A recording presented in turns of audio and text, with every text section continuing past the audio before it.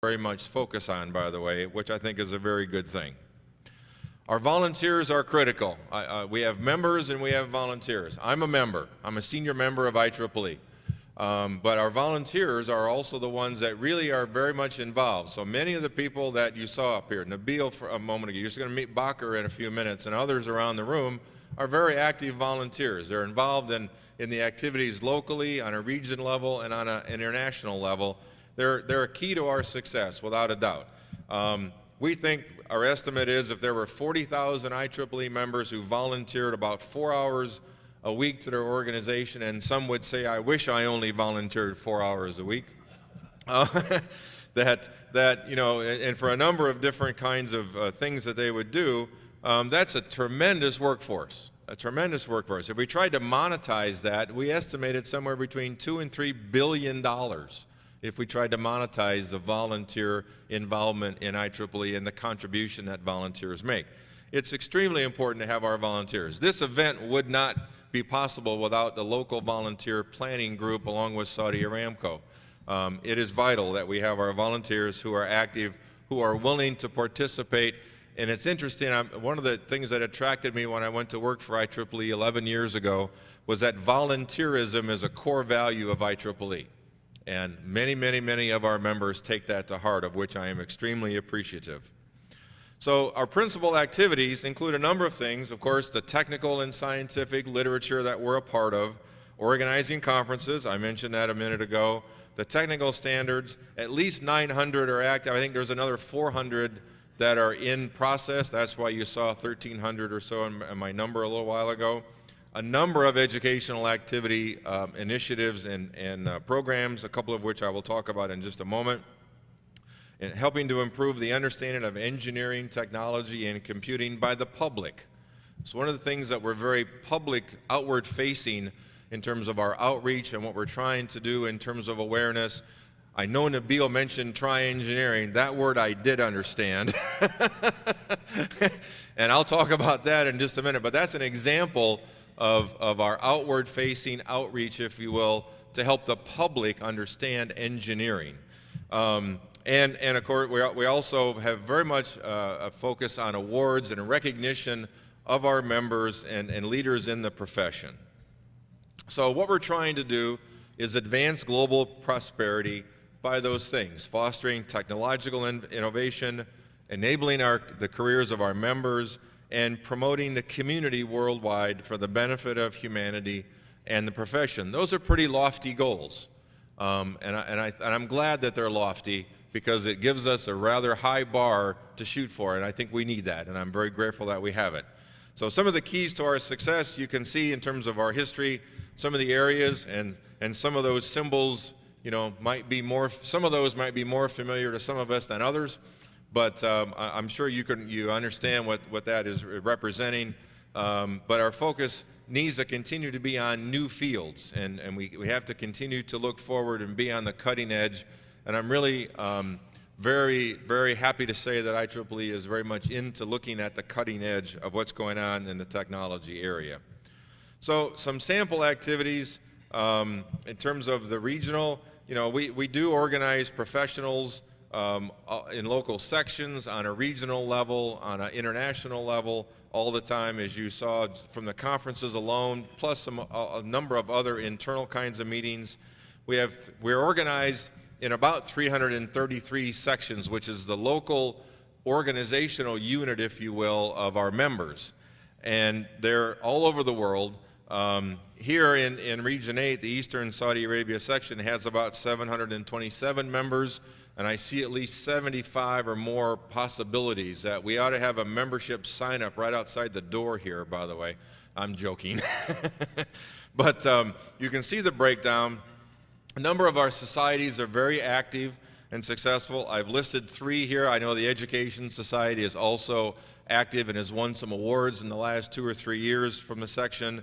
And so the Eastern Saudi Arabia section certainly is very active and well known in the region as well.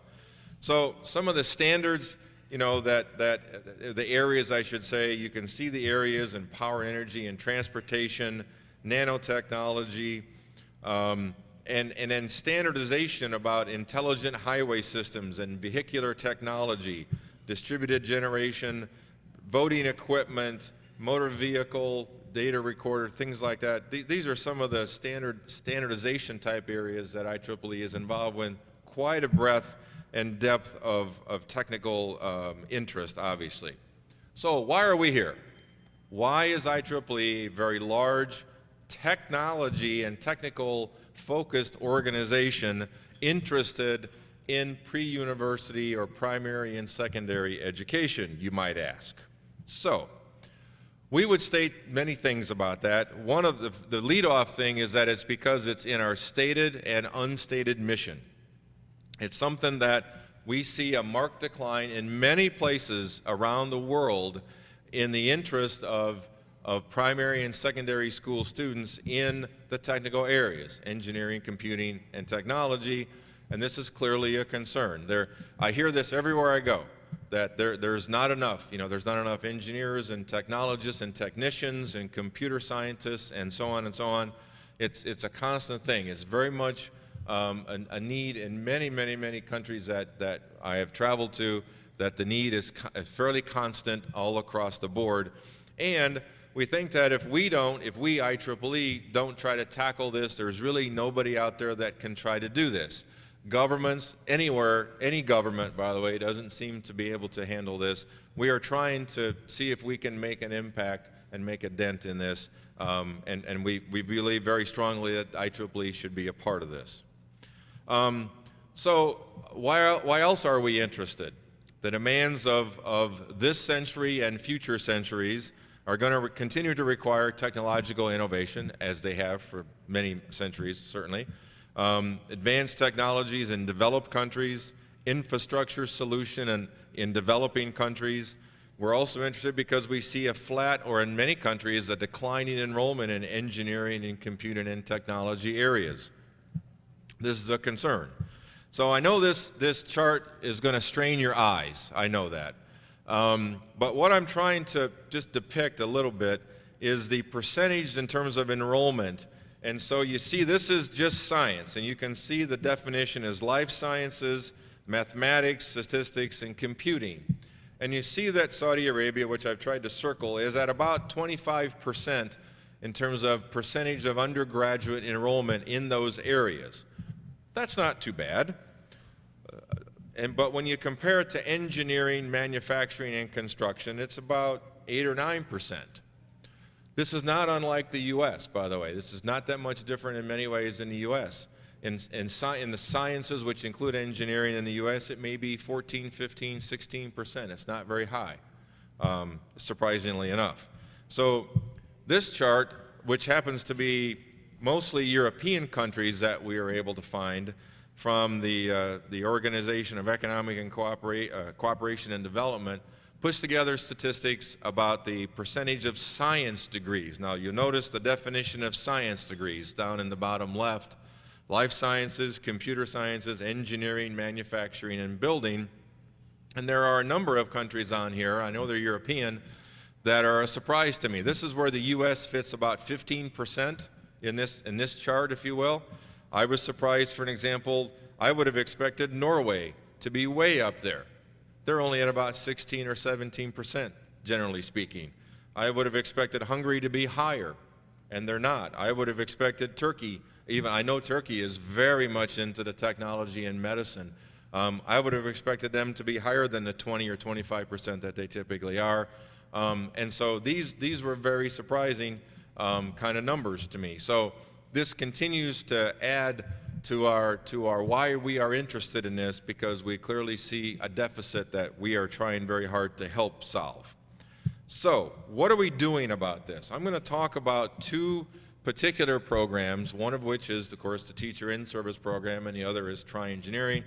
But our overall objective is to try to increase the propensity of young students to select engineering, computing, or technology as a program of study and a career path.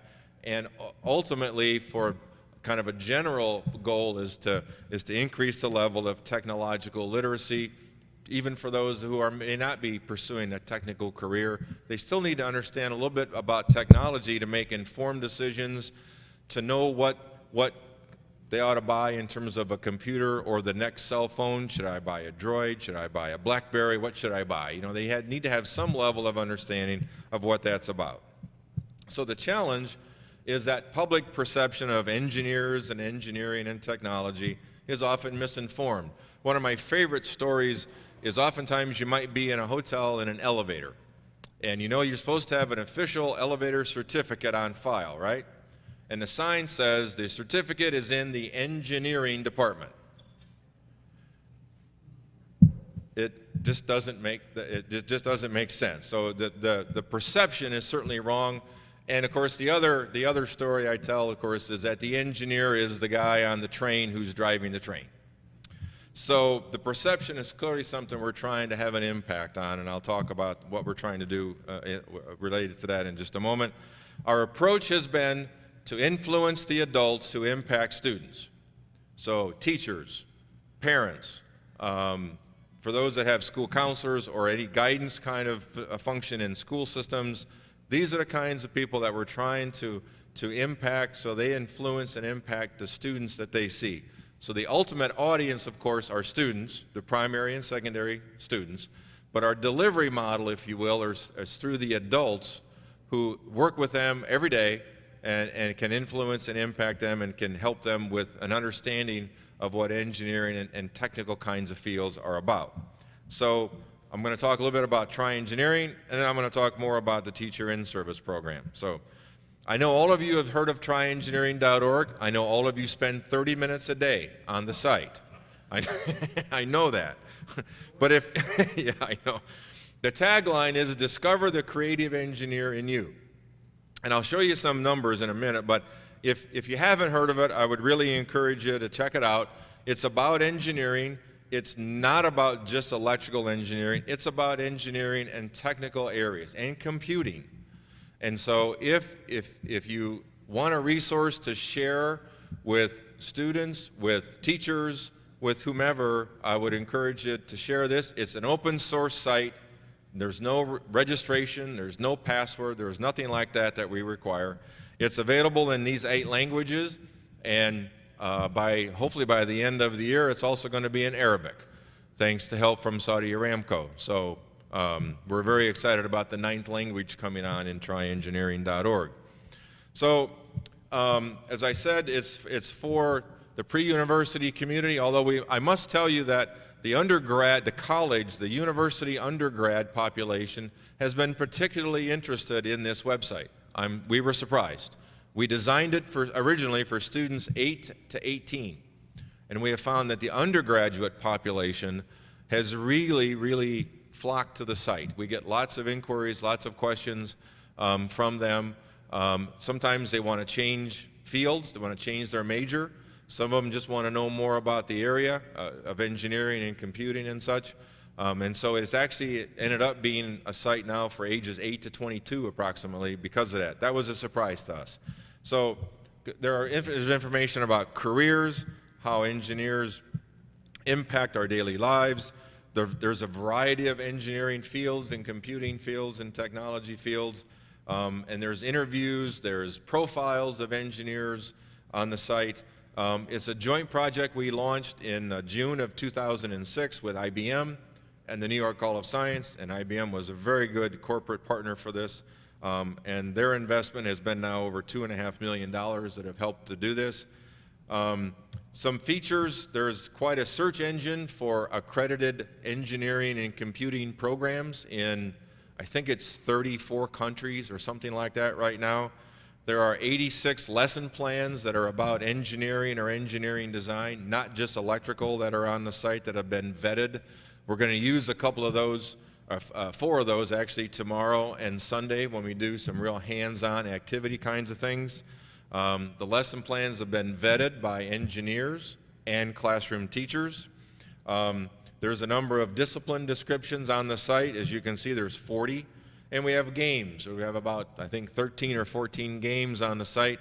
That's probably how we get the primary and secondary students first, and then they go look at the rest of the stuff second, I'm guessing. So here's some of most requested lesson plans are the 6 that you see there. One of those we're actually going to do tomorrow as a hands-on activity. Build your own robot arm is what we're going to do tomorrow. But we have a number that these are the top 6 in terms of downloads. Progress, last year we had 6.2 million hits to the site, and it's an open source site. So we had 6.2 million page hits. It continues to go up every year. Last year was an 18% increase over 2009. We have 65,000 unique visitors on average that visit the site every month. We've had over 3.7 million of our downloads of the lesson plans, which is really very, very gratifying to me. Our visitors average right now about 24 minutes on the site. I don't know about you, but I usually don't spend 24 minutes on any website. So I'm really happy about that. And visitors come from those countries and a whole bunch more. So the second area is, of course, the Teacher in Service program, why we're here. In general, this is a program that trains IEEE volunteers to work with pre-university teachers, ministries of education, school systems, and so on, based on approved lesson plans, typically from tryengineering.org that I just mentioned a moment ago.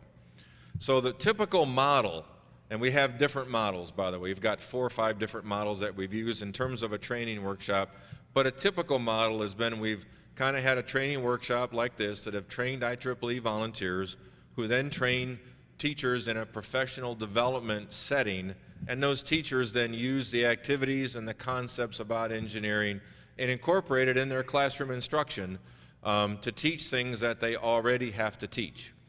And so it's a train-the-trainer kind of model, if you will. We've done a variety of models where we've also worked with the section to help just train a large number of teachers and then let the section continue that training moving forward. That's been fine. That's worked quite well actually in Uruguay. We've done another one where we have student branch members that we've trained, and the student branch members have gone out and rolled out the program in their local community. So we have a number of models.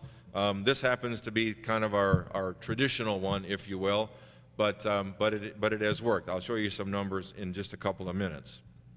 So our goals are to empower the IEEE champions, and I said that plural. I didn't say that singular, because just like this event, it takes a rather large team to do this, and we always recommend that if you try to do this alone, your spouse will really not like you.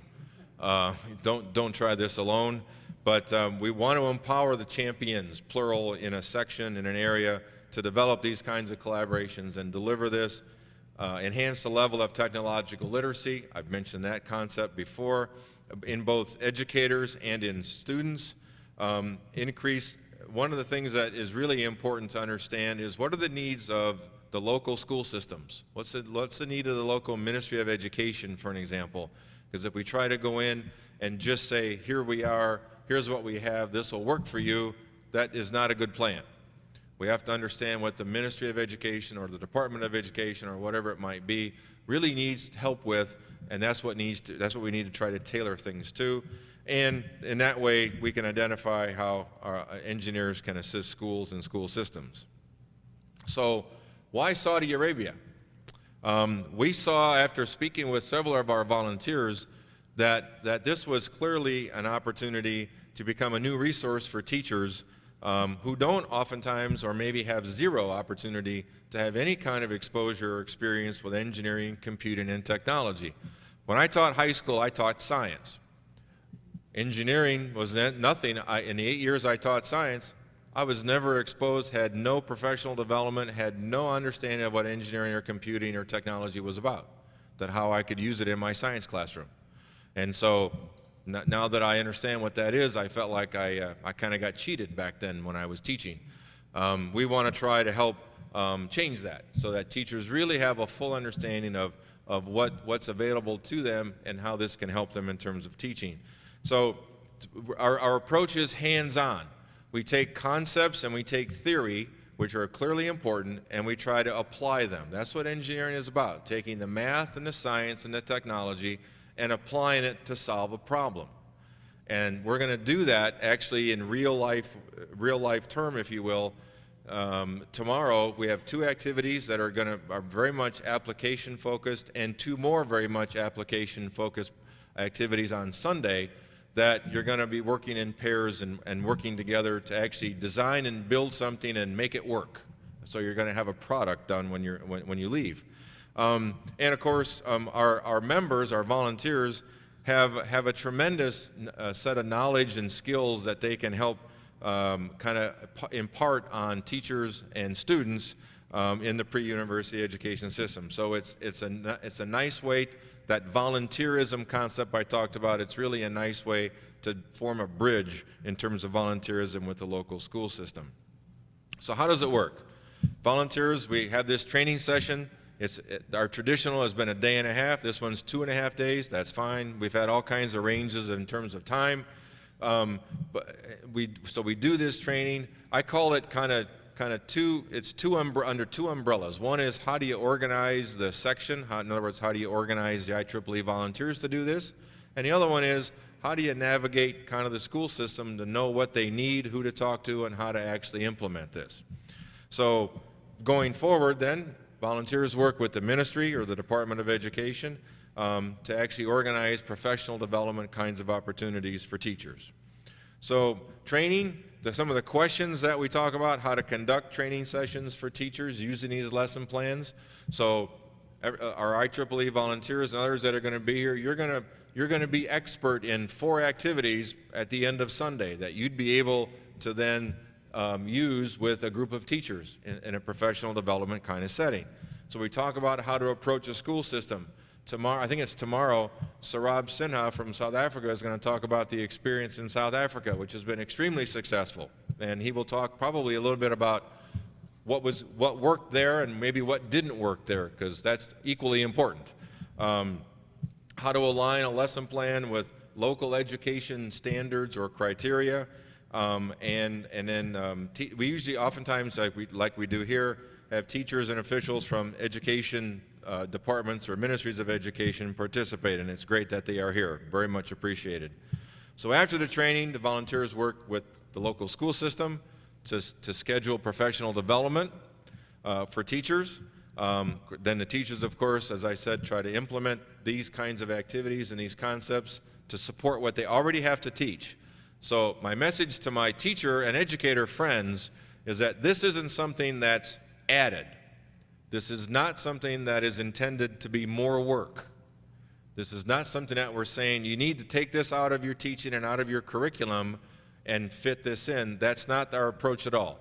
Our approach is that we are a resource, and we're a resource to help teachers teach the concepts that they already have to teach. We just happen to have a different way. It happens to be engineering and engineering design as an approach, but it's another way to put some instructional tools in a teacher's toolkit. And this is a resource that we're trying to help provide to the local schools and school systems. So it's not something that we're trying to force. It's not meant to be extra, and it's not meant to be a burden. It's meant to be a resource and a help. So the third bullet on here, after we finish the training, the work really begins. So this is, in a way, the easy part. After this is the hard part in terms of implementing this and moving it forward on a sustained basis. So because of that, we recognize that that's the issue. So as you can see in the third bullet, the first sub-bullet under that one says that the Educational Activities Board will support the cost of the materials and the supplies for at least a year for IEEE, the local IEEE section, to make presentations to teachers in a professional development way. So we don't want cost to be any kind of a roadblock, if you will. So this helps usually the section and such get geared up to be able to budget for this and be prepared and know what they have to do, and we understand the cost issue. So we want to take that burden away for at least the first year. So I'll put that out there right away. We will pay for our section volunteers to make these presentations to teachers in a professional development setting so that the section doesn't have to worry about budgeting issues right now. I know Nabil is the section chair. He's worried about the budget, of course, for the section. We want to take that worry away from Nabil at all costs, so we will do that. But we hope that the section will then, going forward, but look to budget this in a sustained, consistent way year after year. So this is the 23rd training workshop we have done. So we have some experience. And I have the other 22 up here on the chart. And we've been lots of places. I don't know what our numbers are ultimately going to be, but I'm going to guess that if the registration numbers are any indications, this will be the largest training workshop we have ever done. The largest one before this one was in Uruguay, where we had 215 people. So congratulations. This is great. We are excited as can be.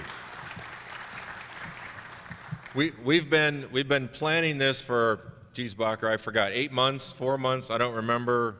But we kind of landed on a hope that if we had 150 people come, we would be really happy. So if we have 250 or whatever the number is here, we're extraordinarily happy. So this is great, and thank you so much for being here. So here's some success. We started this about 10 years ago. I actually started this when I first went to work for IEEE in the Florida West Coast section, is when we had our first presentation 10 years ago last February. In 2005, it had grown to the point where we could make sure that it was institutionalized and operationalized in the department's budget. Before that, it was kind of, very loose, and it wasn't able to be institutionalized. I mentioned the student branch pilot that we did, which was very successful in Piura, Peru, where we had 105, and they have continued to roll that out 4 years later, by the way, across South America.